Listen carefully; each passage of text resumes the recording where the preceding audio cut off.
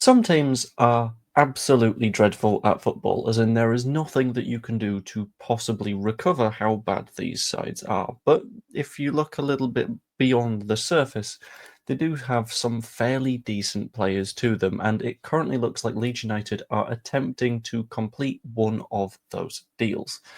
For the good players, obviously, not for one of the ones that is the reason that they're getting relegated, because Leeds United have a reported interest in signing Mateus Fernandes, who is currently a player at Southampton. Now, I'm going to get into everything about Mateus Fernandes, just teach you about the player, a little bit more about the deal and some of the difficulties Leeds could face. But first, I'm going to talk to you about the Leeds Creator Cup. The Leeds Creator Cup is a charity match that is happening on the 20th of July at the John Charles Centre for Sport. It's going to have Leeds United creators on both sides battling it out for the Leeds Creator Cup itself to see who will take supremacy. It's £7 a ticket for an adult, £3 for a kid.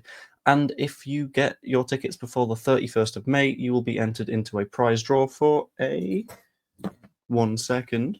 Here we go. Customized shirt from one of the kits from the teams, and it'll be absolutely lovely. That's only because I need to put in the order like way before the event. Hope to see you there. It'd be absolutely fantastic to do so. And let's get back to the video in which we are talking about Mateus Fernandes, who is a 20-year-old attacking midfielder, very, very decent quality player who is currently at Southampton. Now, obviously, you will look at that and think, well, Southampton, obviously not ideal because 20th place by quite a margin, potentially one of the worst teams to have ever been in the Premier League. However, the Portuguese player was incredibly highly regarded at Sporting, went out on loan, I believe, I'm going to double check this, to Estoril. He did indeed. Where at the age of 19, got a few goal involvements across the season and played a hell of a lot of football. Across the 2 seasons he's really been involved with senior football, he's gotten over 5,000 minutes, which is kind of ridiculous considering he is still just 20 and is one of the bigger talents that is in Portugal at the minute. Or at least he was incredibly highly regarded, and then Southampton happened, which is going to lead to some obvious concerns. So if I have a look at his sort of numbers compared to other attacking midfielders at the minute, they're a little bit stinky. So in terms of non-penalty goals per 90, he's in the worst 5% in terms of shots total per game, the bottom 10% in terms of assists, the bottom 15%.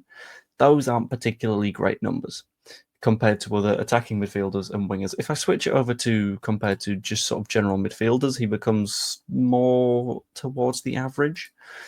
But his defensive numbers have been absolutely fantastic this past year.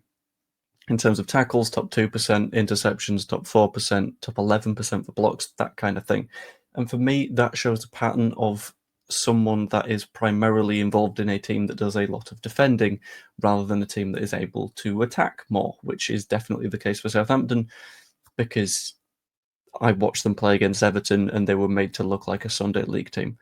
Like the idea that a lot of people will say, oh, the gap's so big between the Championship and the Premier League, I don't know if it is. I think Southampton are just dreadful.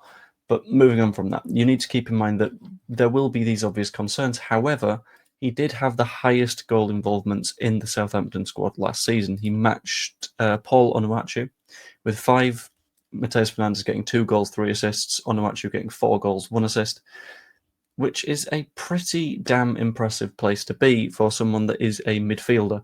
Like, a lot of that side is significantly more experienced than he is. Compared to the rest of the team, he is the 5th youngest player in total to have any reasonable amount of minutes, any minutes in the league. He's only a year and a half or so older than Tyler Dibling, who is being like regarded as this incredible wonder kid that's going to get signed by someone. That age gap isn't too big, and he's still having a fairly solid impact. And it looks like he is going to be on the move this summer because, I'll be honest with you, he's got a future beyond Southampton. He is too good to remain at Southampton, who value him at around £30 million. Now, if you're looking at young players in the world of football, yeah, initially you might think that is a vast sum of money, which it is, like without a doubt. But the way that football seems to be going is that these numbers are constantly getting inflated and inflated and inflated, especially for young players, and especially from sort of countries that have a tendency to produce good young talent, such as Portugal. So in this case, £30 million is not the rip-off that the number will immediately feel like. In addition to that, wages are very affordable. He's currently on 20 grand a week, which is, again, it's not nothing, but compared to the amount that you would likely have to pay for an established Premier League talent to play in the 10 or as a sort of creative 8, it's not that bad. In terms of the Southampton squad, for example, he's paid roughly the same as Kyle Walker-Peters, 10k a week less than Adam Armstrong, 20k a week less than Ryan Fraser, and Aaron Ramsdale, I didn't know this, is on £120,000 a week at Southampton. So that's the sort of scale that we're working on when it comes to players that just got relegated. However, it's not likely to be a complete walk in the park to try and sign him.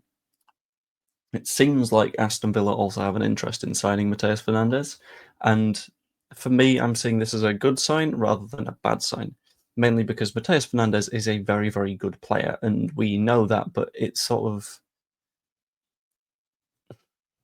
How do I explain this? It's quite validating to have a look at a player that we're looking at and see a club that was in the Champions League last season also looking at him and going, "Oh, we want him too." Like, it sort of gives you an idea of the level of player that we're looking at right now, and that makes me very, very confident. And in terms of the question of is it the right move, I think it is. I think someone like this is firmly in the category of someone that we can sign that has a lot of potential for the future. We need to take that hybrid approach of proven talent and young talent combined to sort of build a squad that does both, that has potential for the future and is solid enough now. And I think he firmly fits into that potential for the future category.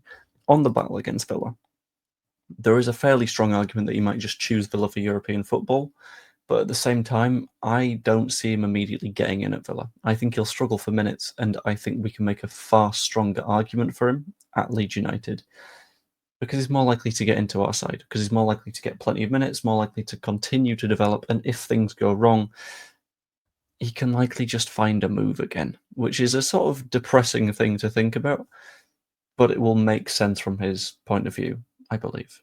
Ultimately, I think this is the right move for Leeds United to be making right now. It's the right move for him to be making right now. And I don't mind it. If we can get him for less than £30 million, that'd be fantastic, because I still think that is potentially a little bit egregious. But who knows, that might not be feasible.